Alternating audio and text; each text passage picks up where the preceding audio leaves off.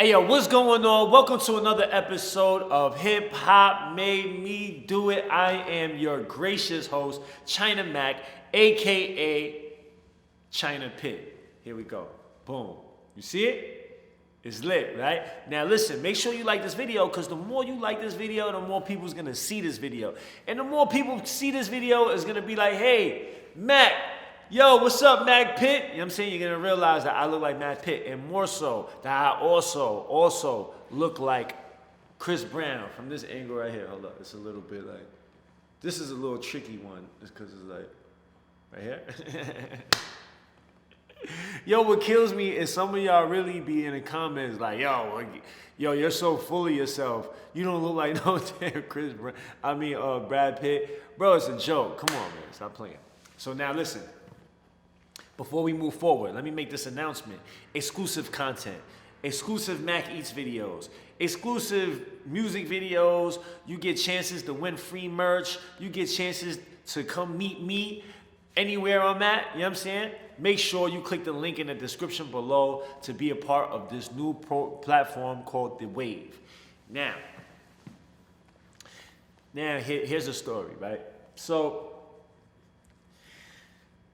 This story, I wanted to talk about racism. I want to talk about racism because lately I've been seeing I've been seeing more things, and it goes back to this theme, racism, right? And I want to tell y'all the first time that I ever witnessed racism. Like, I saw it, and it was from Chinese people to black people, right? And I was young because when I grew up in a sheltered Chinese home. My mom, she kept me like home. I didn't really, mingle with other people, and I was just kind of like, sheltered from everybody else, right? Then once I started going to school, and I started, interacting with different people, but I always used to I guess I always heard like Chinese people saying things about black people, nothing crazy, but just like, there's black people over there, make sure you walk on the other side of the street, or make sure be careful, don't go over there because black people over there, make sure you don't have any jewelry on or whatever, black people over there. I used to hear this a lot when I was growing up. And it painted this picture of black people in my head. You know what I'm saying? But the first time I really, really, really witnessed it was when I was like about 6 years old, right? My mom, she had a problem, I couldn't stay with her because she had to go to work all the time. And she couldn't really watch me. So she had me stay with my grandfather, and my grandfather is somebody that at that time I had just met him. I didn't really know him. He wasn't really involved with me or my mother's life. I had just met him, right? So my mom asked him if I could stay with him, while she goes to work or whatever, and he said okay. So now he lived in Brooklyn. He lived in I think it was East New York.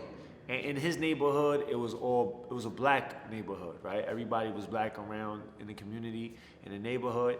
And I had started going to school there. So I really hated it in that house because it was like different people. I didn't really want to be there. I really wanted to be with my mother, but I really didn't have a choice, right? So my first day of school, I go to school and I meet people. I meet this kid, a black kid, and me and him get cool. I think his name was Randy. For some reason, I don't even know why. I don't know if that's his name, but right now, as I'm thinking about the story, the name Randy comes up. Now, I don't know if that's his name because Randy isn't really a black name. But I don't know, but whatever. But we're going to call him Randy for now, right? So I get cool with Randy, and we chilling, and the whole day, we just been kicking it, So when it's time to go home, we're standing outside the school waiting for people to pick us up. So I'm waiting for my grandfather to pick me up. And he pulls up, and it was like a Cadillac. A Cadillac or a Caprice? I don't know, one of them, right? But it was like the big, wide, old school cars, right? So he pulls up, boom.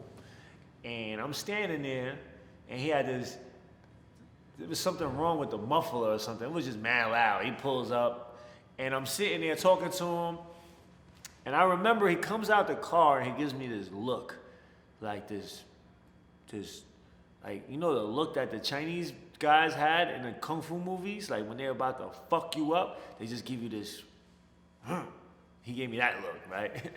I don't know if he did the, I don't know if he did that, but it looked like he did that, right? So I was finished talking to him, whatever, boom, then I get in the car. And I go in the car, I'm sitting down, and he was just mad quiet. He didn't really say nothing, but he kept on looking at me through the rear thing, right? So I just kept on glancing and seeing him, and he made me very uncomfortable. You know what I mean? So he was just looking, and he had these like beady eyes, and he would just look like, I don't know, like he didn't say nothing, but I felt the energy. You know what I mean? So when we got out the car, I walked inside, and as soon as I walked in, I was about to take off my shoes. He turned around. And when he turned around, he just gave me this look. Before he even spoke, he just looked at me. And he said, I will never forget this. He said, if you want to live in this house, you cannot talk to black people. And I stood there for a minute, and I'm just like, what? Nobody ever told me this before. I didn't even register that in my head, right? So I'm just like, well, you know, my mother doesn't have a problem with me doing that, so why, like, so he was like, so you know what? I didn't want to be in that house anyway, honestly. I did not want to be in that house. So he basically just gave me a ticket out the house. So he said, if you want to live in this house, I was like, well, you know what? I put my sneakers back on, I had my book bag, and I just sat outside. And I would call my mother. And I sat outside, and I waited for my mother to pick me up. And lo and behold, my mother came after like about an hour or two. She came. She was mad as hell because she had to leave from work or whatever to come pick me up. But I didn't care. So that was my way. That was the first time I experienced it. And that's the first time I stood up for it. You know what I mean? Because I didn't feel like there was anything wrong with me talking to somebody just because of their skin color. I didn't understand that, right? And in school, I don't know if it was that day, but I remember that in school, the teacher was telling me that was teaching us about, you know, like racism and that, you know, we're all the same people. Like just telling us like, you know, that racism is wrong. So at that point in time, that was in my head fresh too, you know what I mean? So when he said that, I'm like, well, no. And it made me realize, ever since then, I always look back at that time and made me realize Chinese people, well, at least the Chinese people that I know, right? Like my family and everybody that around, all the people, the Chinese people that I kind of met, not all of them, but there is prejudice towards black people. There is. You know what I mean? I witnessed it. That's not the first time I witnessed it. There's this, that the Chinese people are not going around like targeting black people. They're not, you know, killing black people. They're not doing that. They're not attacking people because of their race. But there is this air of prejudice. There's this attitude, you know what I mean? That, you know, that we're better than you, or that you're lower than me, or I'm scared of you because you're black, or there is that. I witnessed that, and I never understood that. I never really understood the reason for that, right? And then I felt racism. Then I felt racism, like targeted towards me, right?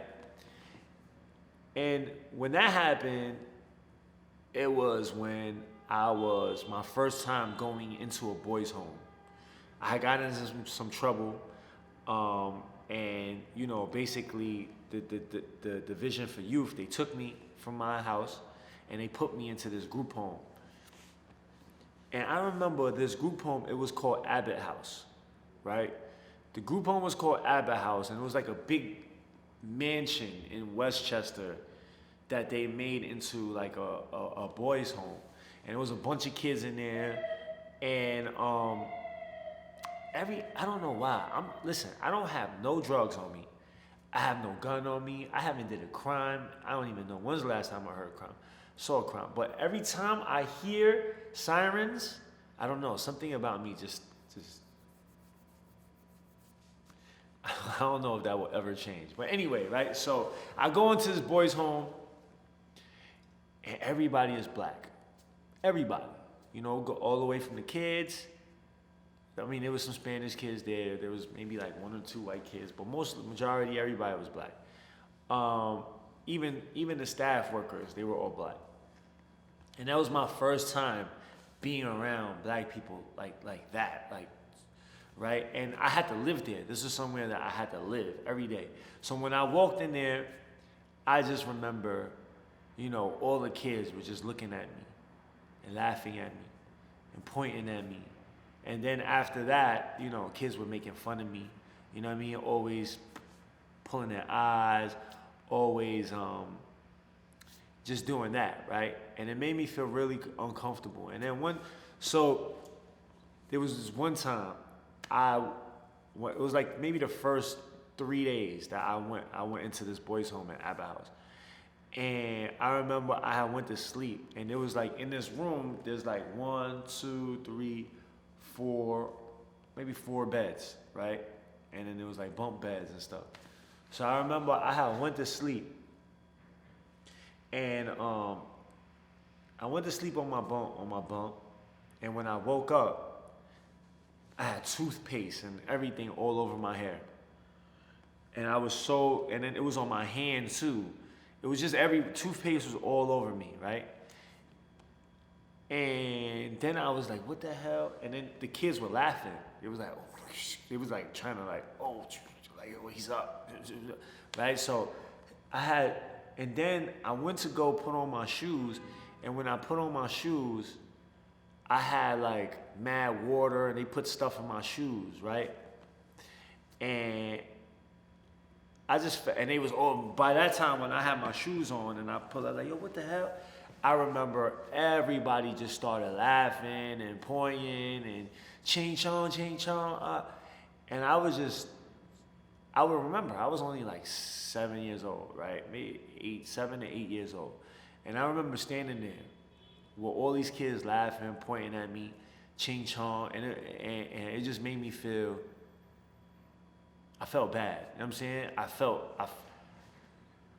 It felt bad, you know? And there was nothing I could do about it. Like, I'm Chinese, like, you know what I mean? There's nothing I can do to change what color I am, what complexion I am. There was nothing I could do. And I remember just standing there, and I was just like, wow. You know what I mean? And then I walked off, and I remember the staff, I walked into the room, and the staff was like, what happened? And I told them, there was just one staff in there. I told him, you know, I went to sleep and I woke up with all this stuff on me.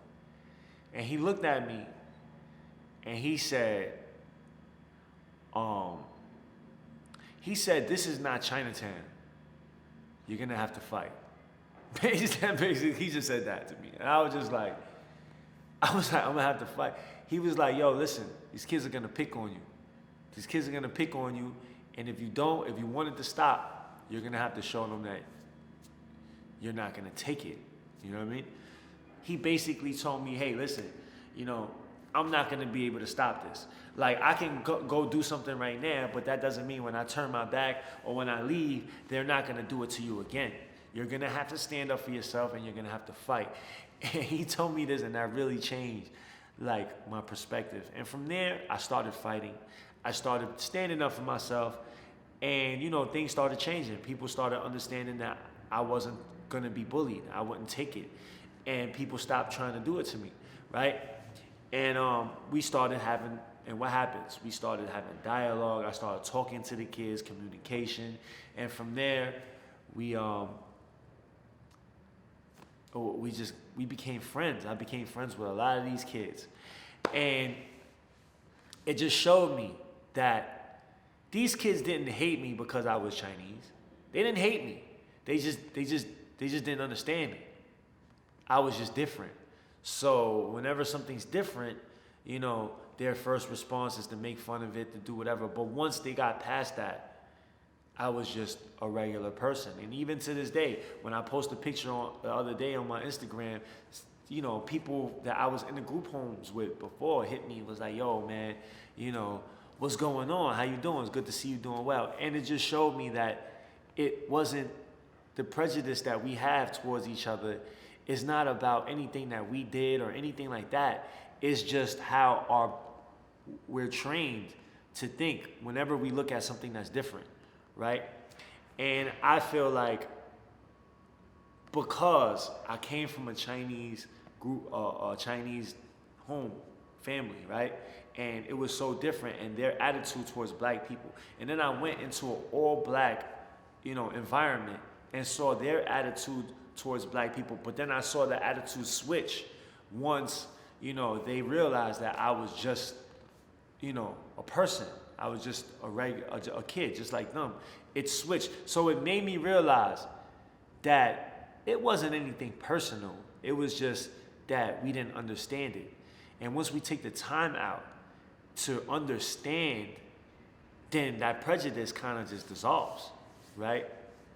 And I feel like that's that. When I look at all of these things, and I look at, you know, I look at like all of this racism, and even down to the comments when somebody says something, I don't look at it like, oh, you know, this people or that people, or I don't do that. I just say, that's stupid. Number one, it's stupid.